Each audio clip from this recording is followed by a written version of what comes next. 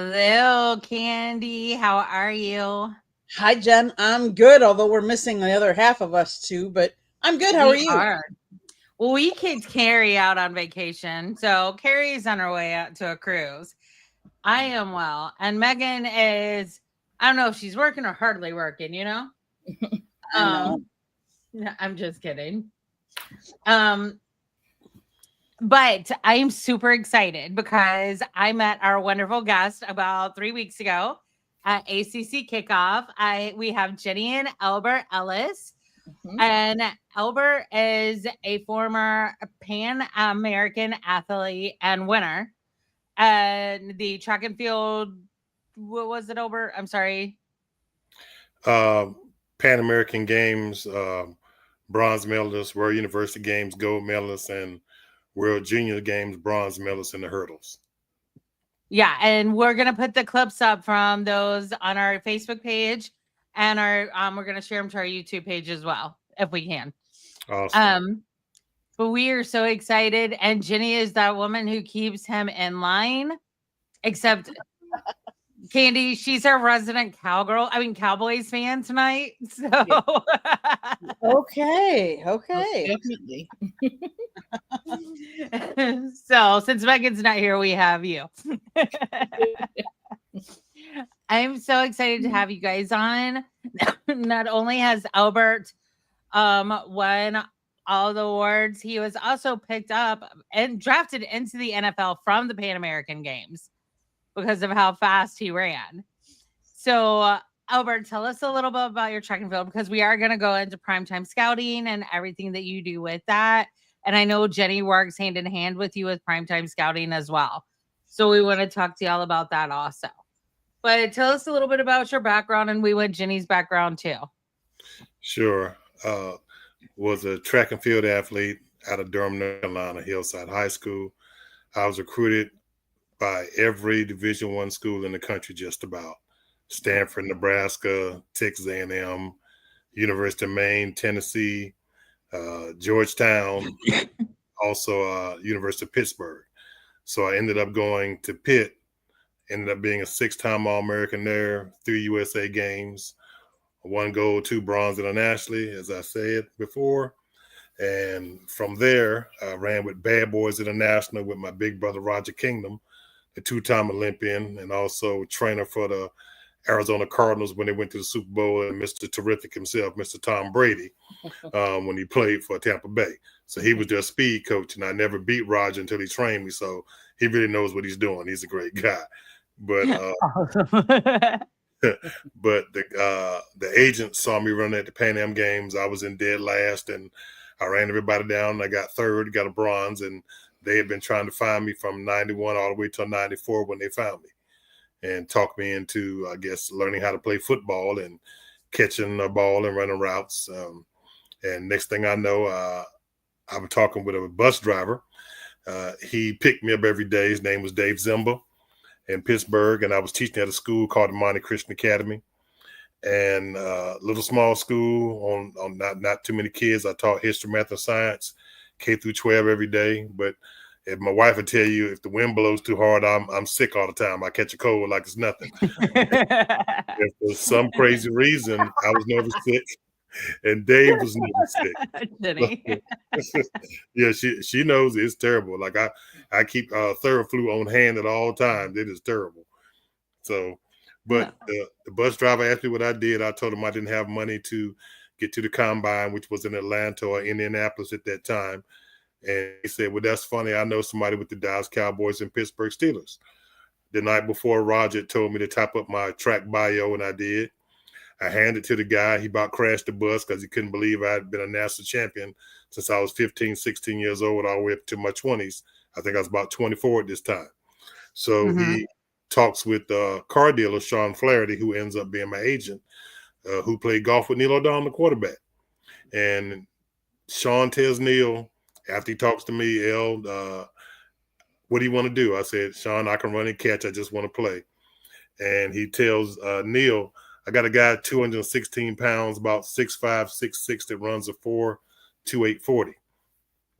And Neil says, there's nobody that big and fast in Pittsburgh, but bring him to the trial anyway so I can see it. And next thing I know, I ran a 4.38 on Coach Cowell's watch. Caught every pass that Andy Kelly threw that day. Did 10'5" in the stand and broad jump, and the next week I was signed to the team. And of all those 30 guys that tried out, I'm the only one that made it. So that's my NFL story partially. So I ended up playing with Pittsburgh, New England. I'm an original Panther from the first team, the Chiefs and the Jets. Yes. And I love the fact that, okay, so everybody who watches us knows I'm a huge Panthers fan. So Elbert was also part of the 95 inaugural team. Just a little bit. Yeah. Candy, who's your team again? I forgot. The Green Bay Packers. And I'm from Wisconsin, so I have to be. I mean, it just those cheeseheads. No, those cheeseheads, I tell you. Exactly. Right. They're the reasons why the Bank of America Stadium now has a Panther banner size regulation. It's because of one game. That was against Green Bay. I was there. And I don't know if y'all remember Adam or not, but we were kind of in tandem, but he was wondering if y'all ate enough lobster in Boston last weekend. Oh my God, did we? Like every day. The lobster rolls, I mean, we got two. Well, I'm allergic. So I had to make up. I had to make up for some, I got him upset about something. So I had to go get another lobster roll. And it was right across from the hotel. So I was able to run over there before they closed and got him another one. But he said that was the best lobster he had ever. It had a little sweet taste. And I wasn't always allergic. I got allergic at 16. So imagine that I've tasted it before. And so I stare at him. Drool. Did you drop a piece of butter? So yeah, it looked very scrumptious. It was. So, it was so Elbert, was that payback for her putting the NFL ban in your house? And she was watching. It should be payback because about 5 or 6 years ago, because my wife, she's the only child and she loves her attention. So she told me, "You're not going to watch football all day on Sundays. We're going to spend time watching movies and talking." So I go to the corner store. I want to go get me a little something sweet. Had a soda craving or a candy bar craving. Don't remember which one. But I go out. I say, "Hey, dear, I'm going to the corner. You want thing?" She said, "Nah, I'm good." So I go. I come back and I hear all this noise upstairs, and I hear, "Get him, get him." I'm like, "Get who?" We got the NFL Network, and I had no idea. But I didn't let him know because I just had to watch my Cowboys, and he gets so engulfed. Like, "Hello, I'm here. You're gonna take a bathroom break?" And so yeah, that's what I did. But he knew I grew up in the NFL, so I have my team. Well, and I want to hear a little bit about your history as well, because I know we need to talk about primetime sports, but I know that you I know you weren't just sitting at home. Let's just say that. Athletes, no athletes. I guess I met Elbert 12 years ago at a NFL camp.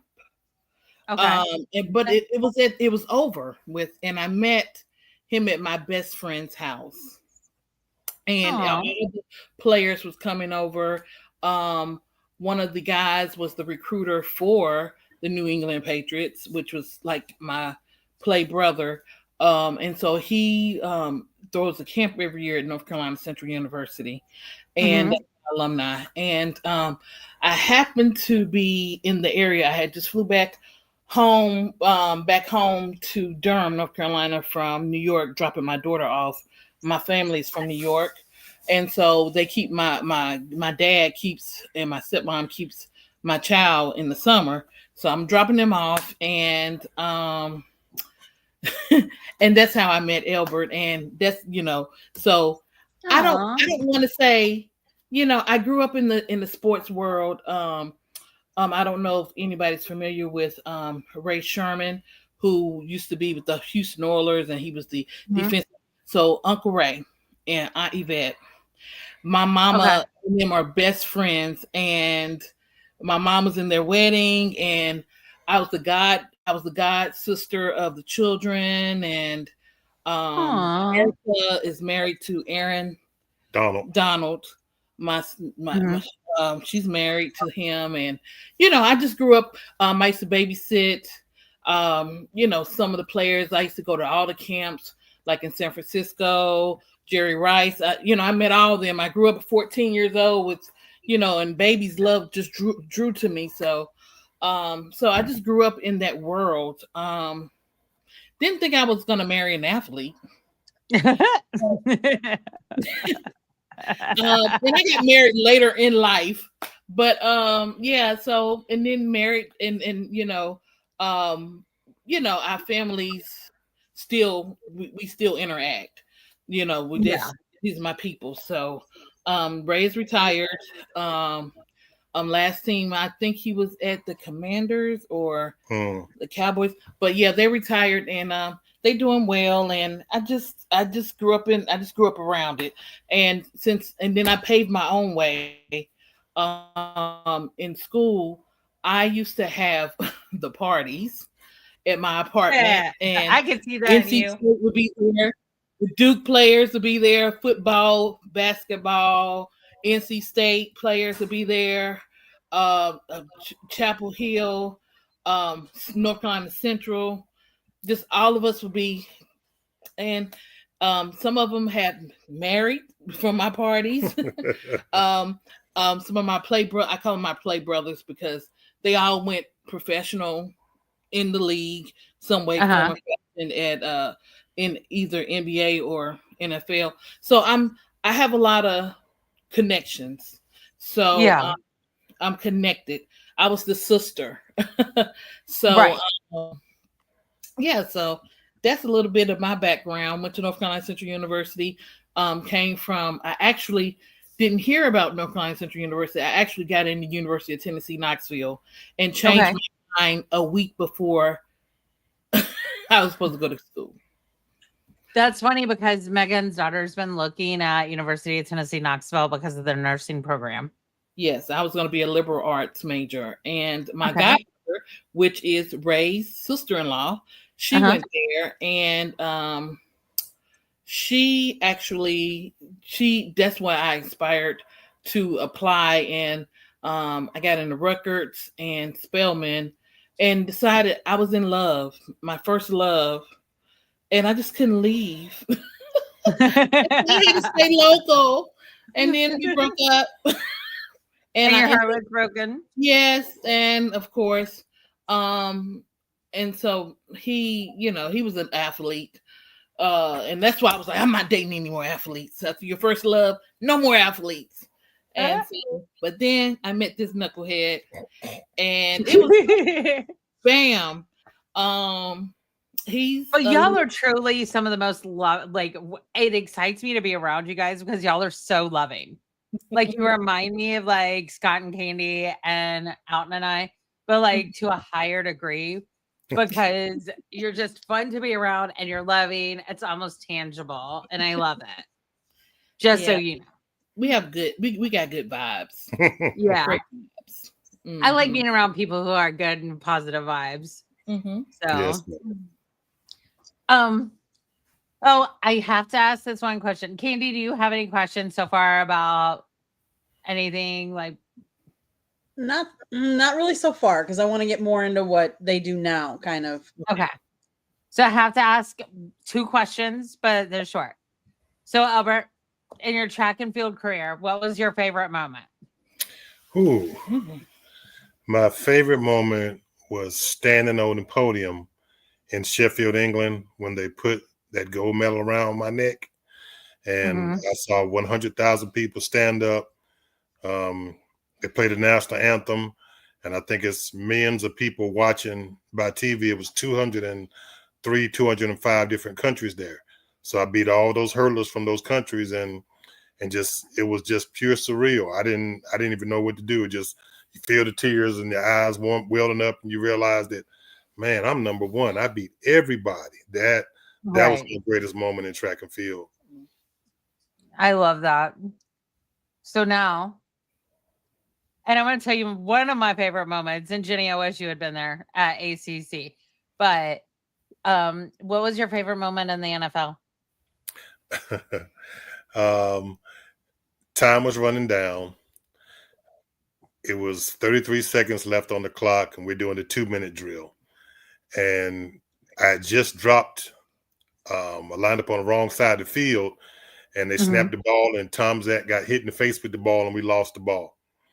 I come off, and Coach Ron Earhart tells me to get your head out of your whatever, cusses me out, but then says, hey, calm down, we might get the ball back. I look at Coach Cower, he says, yeah, he gives me the thumb up, and Tom Zach walks over to me and says, Elbert, we're calling the 88 seam if we get the ball back. As he said that, and one of my teammates punches the ball out, he says, I'm coming to you. Nobody else. I'm throwing it straight to you. So just as soon as that happened, we go back on the field. Tom Zach drops back and lets it rip. And you see that stuff playing in slow motion. And it was really just like that. It was the crazy. I'm running and I'm looking and like, why is the ball taking so long? Guy tips it. I catch it and I take off, run for a 52-yard touchdown. And I am stupefied. And for someone who hadn't played football since the 8th grade, and you're playing the same position you played in the 8th grade, which is the backside X, that was crazy. So that was my greatest moment.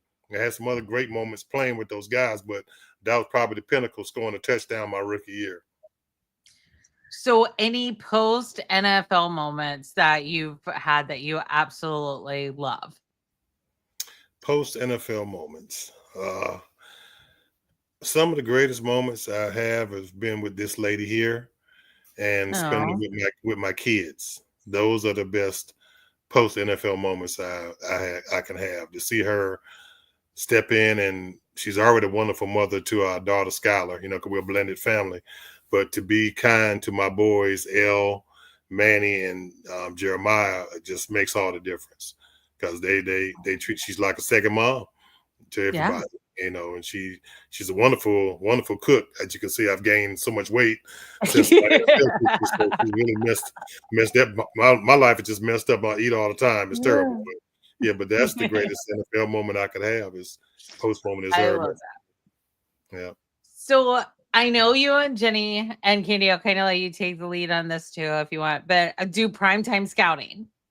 And I know, have you and my best friend talked?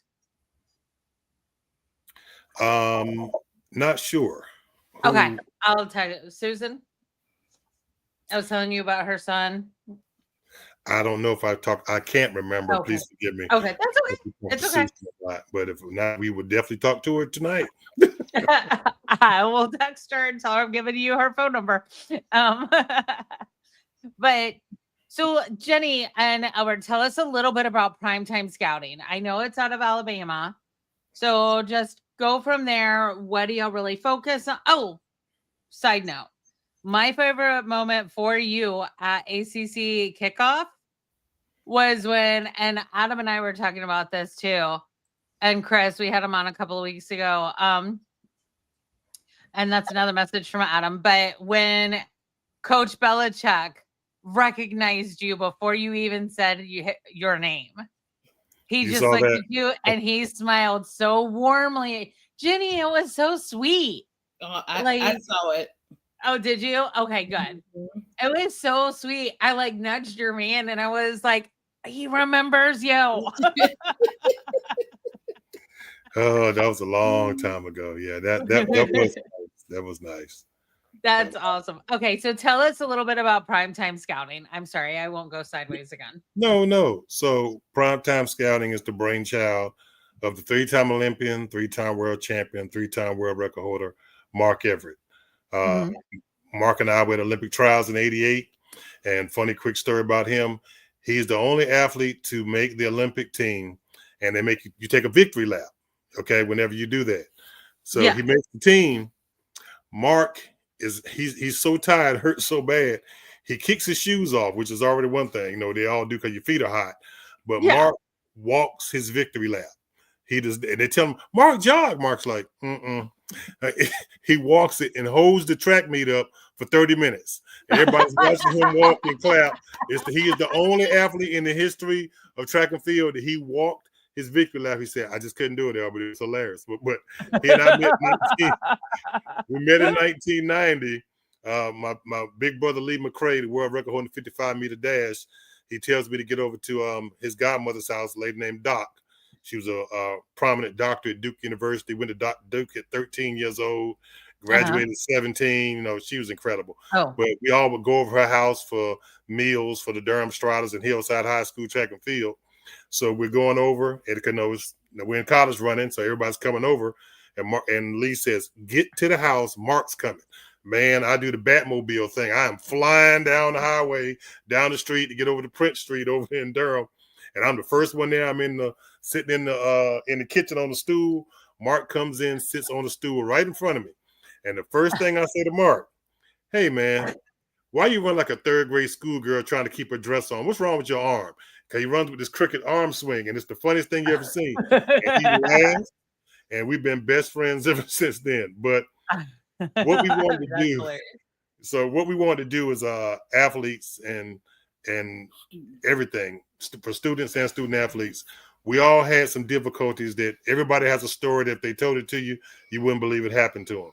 And they didn't have a lot of people to help them through it. So that's what we want to do on prime time. We want to help kids get a scholarship that we guarantee. We want to help them get an internship inside their major. The internship will happen whether they stay at home with mom and dad or whether they stay at school when they're not competing. But either way, they get the internship, even if they're a student or a student athlete, they don't have to play a sport. But we vet the schools, vet the coaches, and make sure it's the right fit. We talk to 50 to 100 schools every single day. There's a small company, but very long tentacles throughout the entire United States, and we're international as well. But there's somebody behind the scenes at every school in the country that we know that we get to and get the kids in front of the school. We have a plethora of academic money that people have no clue about. I believed in the program so much. I'm the volunteer lead scout and head recruiter. I put all 4 of my kids in prime time. Everybody has. That's awesome. Yes, everybody has. Like, yes, we have. Yes. Everybody has scholarship money to go to college or going to have it. My 15-year-old, he's going to have it when it's time for him to go. Our son Manny's at my wife's alma mater, North Carolina Central University. He has a full academic ride, and she was very proud about that, by the way. I see the pride. Daughter went to school 3 years ago at Elizabeth City State University. Her bill was $9 the first semester, $9 the second semester, $18 total. That's and all she paid it. She paid for her education. And my oldest boy, they call him L Boogie. We are his insurance policy. So if something goes wrong, we'll just fix the problem behind the scenes for him. He doesn't even know a lot of times we're working for him when he needs something. But we get kids in school. Once they come to the program, it's for life. So whatever they need, we are the concierge of all concierges. We don't sell anything. We just offer service.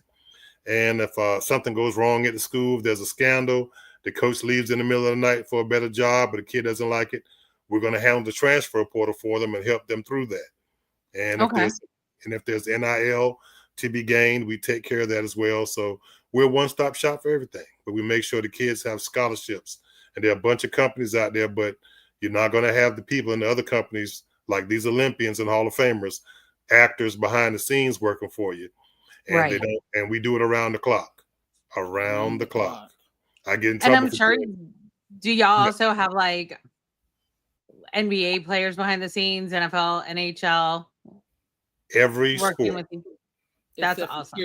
Everything we don't have, cheerleaders, we can get them academic scholarships, but we don't technically do cheerleading.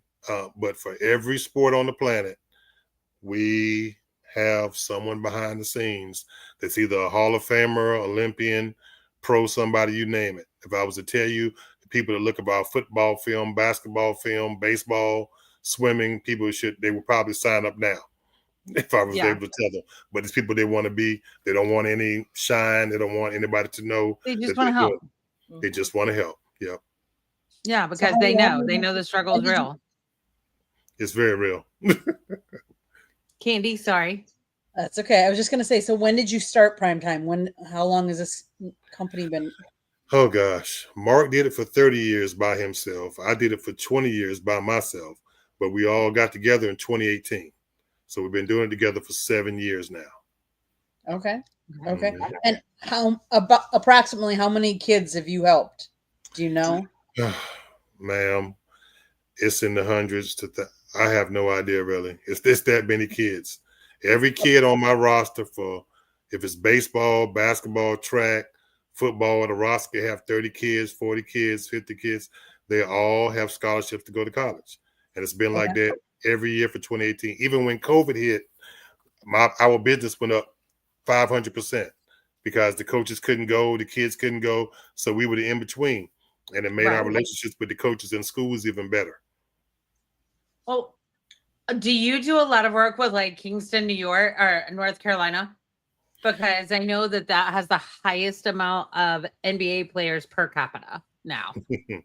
If the parents are willing to listen and let us help them, absolutely. We don't care where the kid is, where they come from. It's not the superstars that we look for. We're looking for the backup to the backup.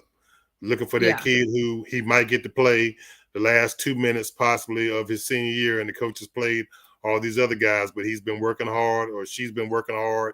We're looking for those kids. As we say in prime time, we're looking for those who are looking for us. Mm-hmm. Yeah. Gennie. Yes. You look like you have something to say. I was just using our slogan, our logo, our slogan. No, I just wanted to say and add to it that, with, everybody doesn't have to be an athlete. I just wanted to, academics, because most of the time you get academics before you get the athletic.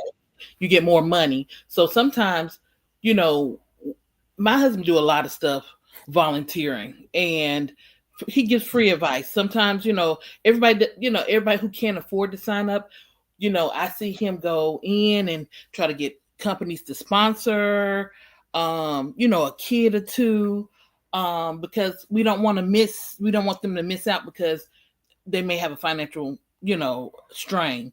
I didn't come from money, but I knew that I had a free ride. So I know what it is like to have scholarships and girl, I saw that purse you had at kickoff. That was a little purse envy. Yeah, now I have a hustle. I always have a little hustle in there. But yeah, so I know that the kids, we don't like to turn away kids, but sometimes it's it's so amazing that we just was riding through Harvard the other day, and my husband happened to Google what the tuition is just for 2025, $86,245 a year. That's so you divide that to 44,000, 42 some 43,000 a semester. Now when I was in school, it was 2,500 a semester, right? And that was in 1994. So I don't understand why no one, some people have, are reluctant to sign up. I know it's other companies that may have, gotten over, but I know that my husband and Mark and the team, they work diligently, and myself, we work diligently to find the right match. Now, everybody wants to be a Division I, and I know a lot of folk in Division I, from the top tier schools down to the and I do know and down to your Catawbas. I went to Catawba College. Oh yeah, Catawba. Yeah, I know Catawba. So it's like and it's a place for everyone, but everybody's not a Duke student, right? And but parents sometimes, to me, are, and I'm gonna say this word, delusional, because we always think all our kids are great. Sure. And oh God, yeah, they can fly. And it's like, okay, well, we'll fly with them, but we're gonna keep them where they can stay in school for the 4 years, so they won't have to come back to your house and live right again. So that's the only thing. That's the drawback with I think getting people to understand what prime time really does. Okay, and that's fair. But I mean, I saw how y'all were both like talking with people and like with the one guy that I introduced you to, I'm not gonna say his name, that knew my dad and kind of knew me because I was annoying him the day before. Who used to be with the Panthers. Like with what he does, I felt like that would be a really good connection too. Danny. And so I won't say last name, but yeah, I felt like that would be a good connection because what you guys do is so important because you're giving hope to people who may not have all that hope. I had my coach help get me a swimming scholarship. And so because she knew I was putting like I was never going to be a Katie Ledecky, you know, but and I certainly wasn't going to be what I said you're a close second. Yes, I am. Close second. Thank you, Candy. This is why I hired you for no money. For no money. But and it's so important because there are other kids who have those abilities. Yeah. And whoever knows, because like honestly, like look at Tom Brady, drafted in the 6th round. You never know what's gonna happen. Look at those kids from Kingston. Like, who would have thought some small podunk town in North Carolina would have the most NBA players per capita? Like, literally, Katie, this is a true story, and it has for like 30 years, if not longer. It's just crazy because, like, I know, like, and in Charlotte, UNC is like the dream school for everyone to go to, right? Pretty much all of North Carolina.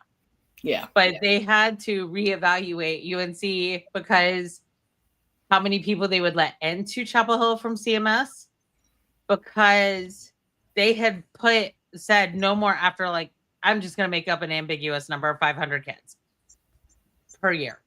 But they were missing out on a lot of really strong candidates too. So UNC was actually sued by Charlotte Mack to get rid of that. Yeah. This was about 10 years ago. Wow. So yeah, because they had to, because there were too many kids getting turned down where they were getting accepted at other schools. And obviously UNC has their standards, but you know, if you meet them, then you should get in. True. So, yeah, just me. So what y'all are doing is so important. And the fact that you're doing it for like Candy loves hockey. So whenever we talk hockey, Candy is our queen. So I don't know that I love hockey, but I know it more than the rest of the I have a husband that grew up in Detroit, so my goodness, sports, you know, Lions, Tigers, Red Wings, you know, Pistons. He's, you know, all of those. So, yeah, I guess I do have more knowledge than some. But so my question is: the kids that you help, are they from all over the country, or are they really centrally located? All over. And any division school, 1, 2, or 3, like for sports or anything? We talk with every division 3, 2, 1, NAIA, JUCO, HBCU, and prep school from here to Hawaii and Alaska, and we're even international. I was talking to a kid from Canada who wants to come to America to play football, if possible. Yeah. Okay. that's awesome. We've had offers from coaches from Navy, which gives a great, oh my gosh. Oh, yeah. I mean, Navy lays out the red carpet. Really? Oh, I want to come with y'all the next time you go up there. I'll be good, I promise. Yes, yeah. But there's some schools out there that people they skip over Division 3s, they skip over the NAIAs, and these schools have money, they have backing, they have alumni that are people have no idea they're famous, world-class alumni that are willing to even give kids jobs because you went to their school. So we try to tell the kids all the time, don't snub anybody, don't snub a coach. You never ever know where that person is going to end up, where they're going to go.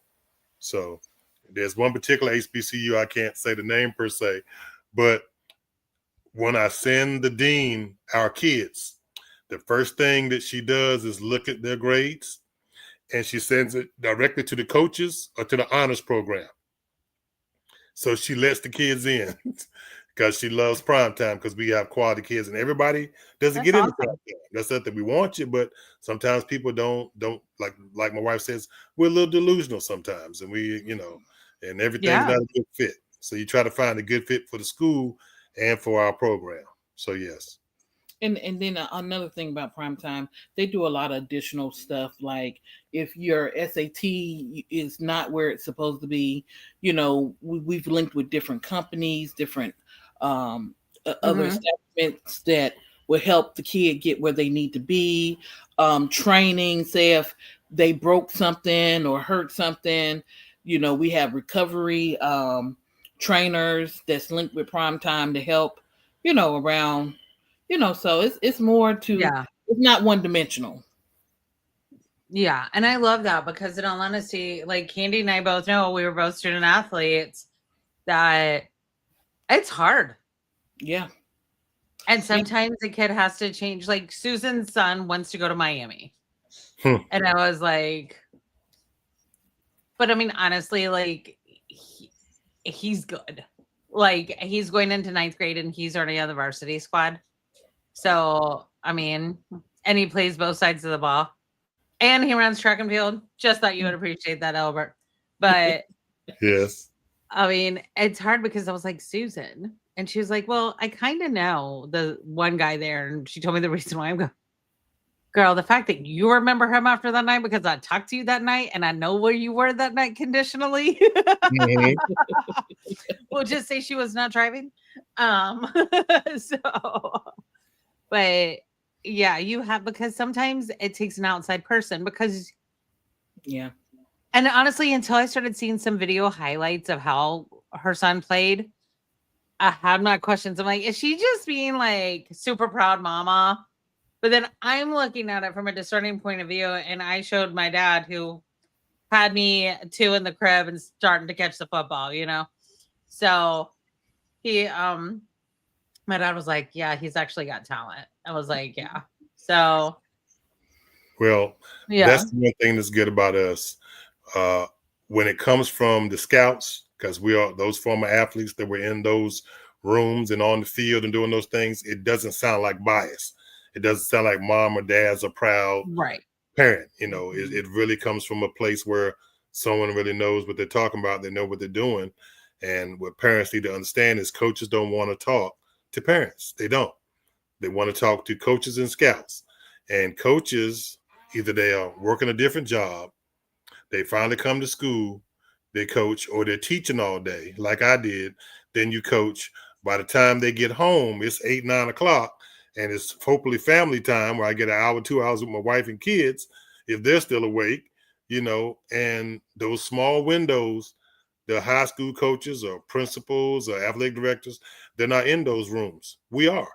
We're in those rooms around the clock. I just had a coach call me today and say something happened with 2 kids. They can't come to the school. Do you have anybody else? And I have 2 kids on the roster. They can go now if he wants them. They're available to go and transfer in. So without me doing that, and without primetime doing that, without us doing that, those kids wouldn't be able to go to school and transfer to another school and go play, and we wouldn't be able to help the coach out. So parents need to let someone else speak on their behalf. It's like you trying to go change your brakes, and you take them to some guy that you heard was pretty good, but Pep Boys is right down the street and they know exactly what they were going to do. Now it's going to cost you more to get fixed what the other guy messed up. Yeah. So we are the Pep Boys of scouting. Yep. That's who we are. I like that. The Pep Boys of scouting. I like that. So one of my questions would be, how has NIL and the transfer portal changed your role? Oh, good question. Good question. So, believe it or not, she kills me doing it. She's did it 2 more times. She put me. So NIL and the transfer portal. Believe it or not, for us, the transfer portal, it still works in our favor because we know how to use it. And what people don't understand, we already know the coaches. Like, I have coaches' cell phone numbers. This is not, me trying to get an office number or just sending somebody a tweet. I send somebody a text and say, hey, look at this film. What do you think? They send it to this person, to that person. So the transfer portal, we handle that very, very well. And we make it work for our athletes because the coaches look at ours. I don't know about some other companies out there, but they really look at ours. As for NIL, that is a big positive as well, because now people don't know that kids are worth so much money to university. That's why they do the things that they do. So I was reading earlier this year, something popped up on one of my feeds. One of the kids at one of these big Division I schools, he is worth $500,000 to the university. So the roster has 105 on it now for Division I schools. So that means that each kid out there is worth $500,000. Okay, that is insanity. Yes, but that's the type of money that comes to the school, and so I do this all the time, and I use this example. When I hear this, everybody knows Carolina. Okay? Right. People just don't want to go to a school because of Carolina. They want to be associated with the winner. Who's the winner from Carolina? Carolina cannot write Michael Jordan a big enough check for hitting that shot. Oh, heck no. They can't. No. I still see Jordan. When we were going to see my son play, who played for Louisville, we were in the Dean Dome. I still see 23 jerseys. Mike doesn't play anymore. Yeah. They're still wearing them. So what those student athletes do for that university is phenomenal, because TV contracts, sponsorships, all that stuff comes because of the sports. We just got to be honest. It's a limelight thing. It's on TV. Notre Dame has had their TV station forever. Notre Dame, and that's why they won't join a football. Like they're only in the ACC for basketball. That's it. And they're yeah. That's it. Now, I've got a question. Yes. I personally don't believe it, because UNC was one of the OG sevens to form the ACC. Do you think that they're really in talks to leave? I don't see it. I think it's clickbait. I think it's them trying to get more money from ACC. Well, there's always the negotiating to get more money from the ACC because the money's there. But the other thing so some inside information, if you have not heard, there's been a talk of a super conference. Okay. Yes.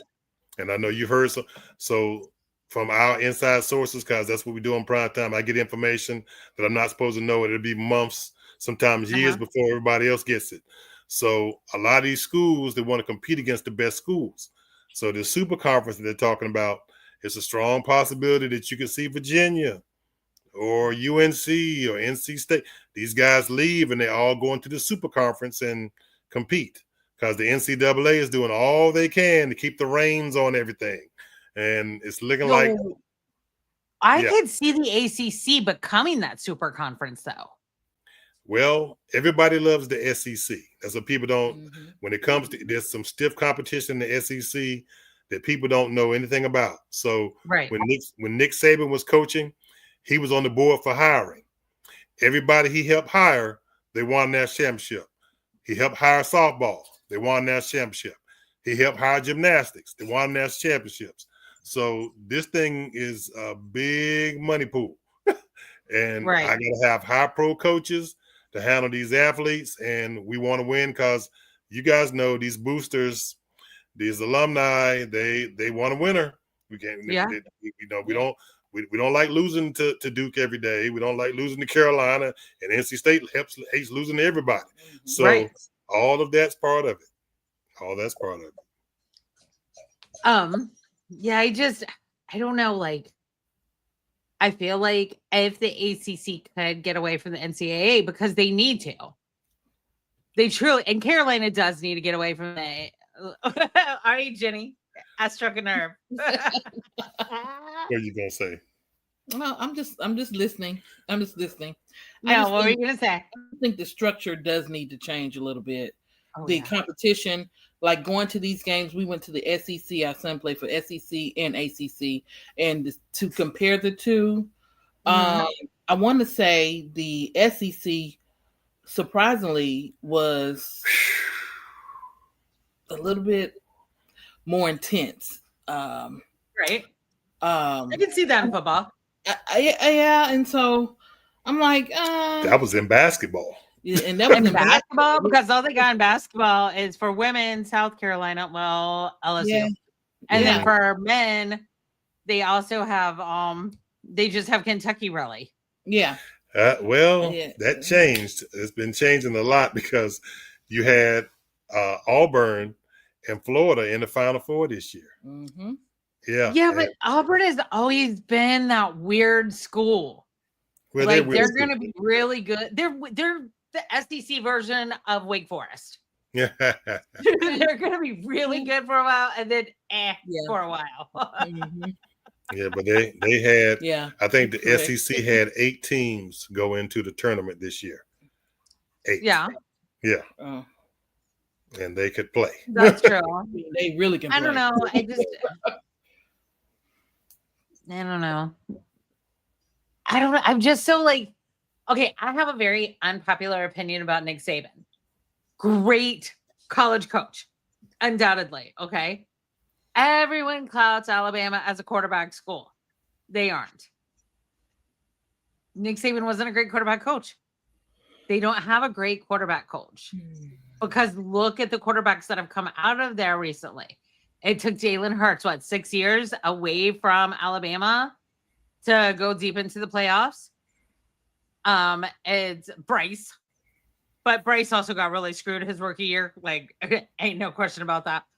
And then Tua, like, and I know there's several others I can't think of. Candy, help me out here.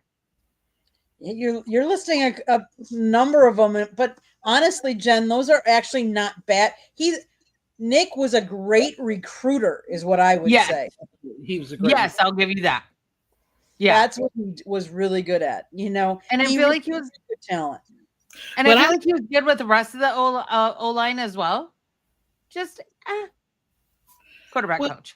Well, I just think that Nick Saban, I heard he recruits way like Little League. Oh yeah, I've heard that too. Little League. Oh yeah, he starts he puts his eyes on you, Little League, and follows you until you're in his hands. Yeah. So that's to me that's a good strategy. It is because you've got to know what you're getting into. Oh yeah, and are you consistent? Yes, because a lot of this stuff is, I was telling my husband, and I was just looking at when we were with the Patriots this past weekend. I was just looking at the sizes of the guys now. Like I was like, oh, they're so small compared to the 6'6" men, even though, 6'7" men, and they were looking like men, more mannish, and now they look like little boys, but they could play well. Right. And I was like, wow. I was just looking around of the legends, and I was like looking at the new ones that just, got off the field. Like they were 20, I think the youngest one was 26, 27. And I was like, oh, you're old enough to be my son. I know I hate that. And so, and I'm just like, and you're so petite. And I'm like, well, darn, I could have played football like at this size now. Because I was just looking at the tininess of the men, it just, it's changed. The dynamics have changed. Some of the dynamics. I still saw some big guys. I don't know what she was looking at. I'm gonna be honest with you. I went on a cruise back in 2007, and we get off in Atlantis, and the whole New York Jets defensive line was in the Bahamas in the casino.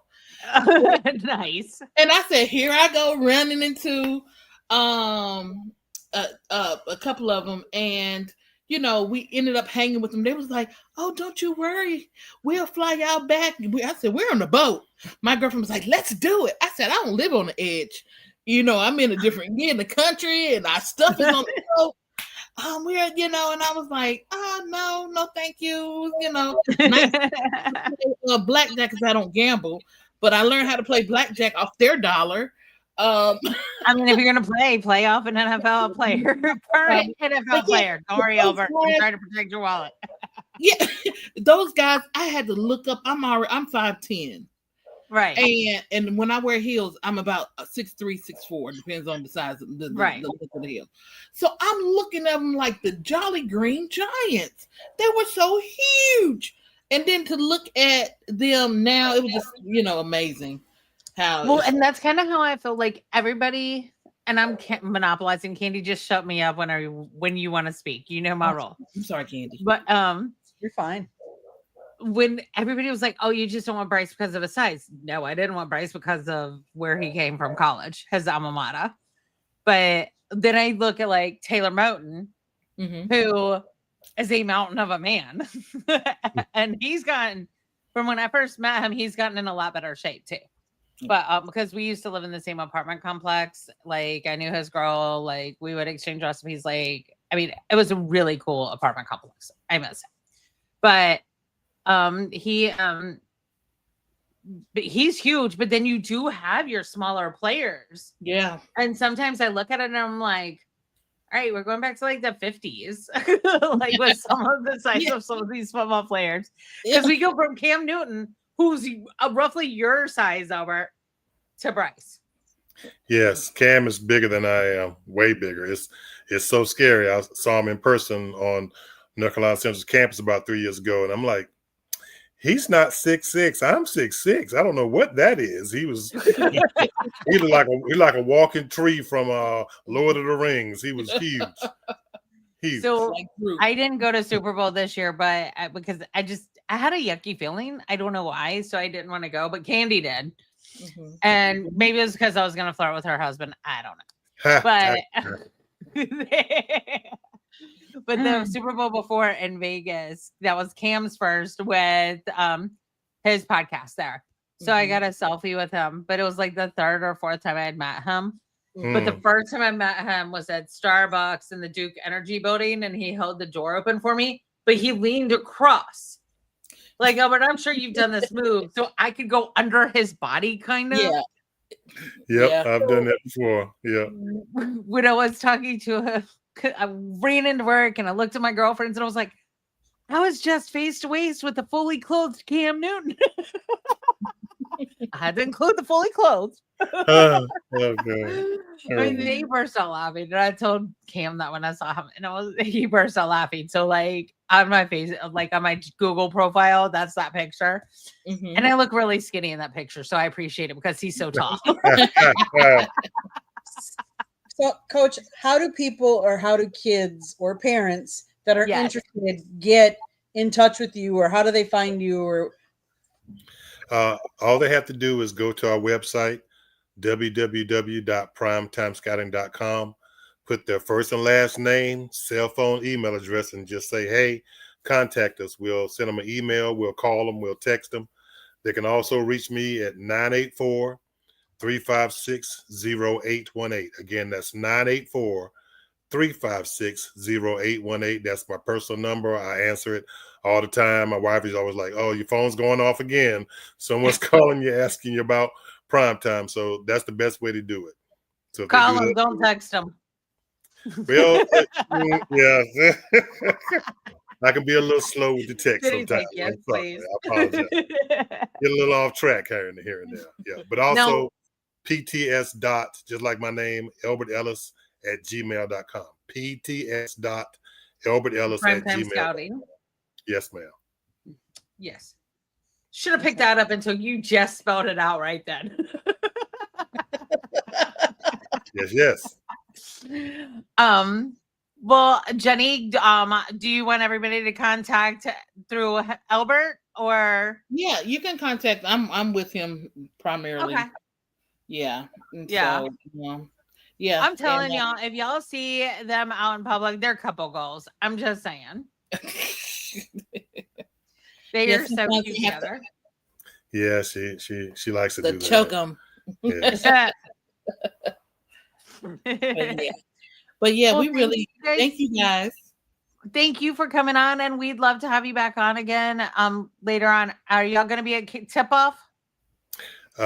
We will be at the well, I will. I don't know if she's going to make it down the show, but I will be at the high school kickoff.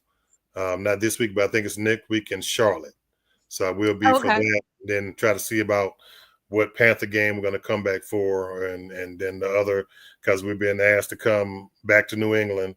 They want us to come back anytime, and the Jets just invited us for the first time. I don't know what. I don't know if they just didn't Somebody have after kickoff may have made a phone call. Yeah, I think somebody made a phone call. Mm-hmm. They might have made a phone call. So now we have to go to those Legends things and then get invited to the games and do some more mingling with people and see who else we can help out with primetime. So yeah, I love that. Well, thank you guys. Stay on for a second after, if you don't mind, and thank you guys for coming on. We'd love to have you back on again. Ladies, thank you for having us. We appreciate you. We love you guys. So much. Absolutely. We love y'all. Y'all are just awesome to be around. Just positivity. And if anybody has any ideas or suggestions for next week's show, feel free to hit us up. Otherwise, we'll see you in 6, actually.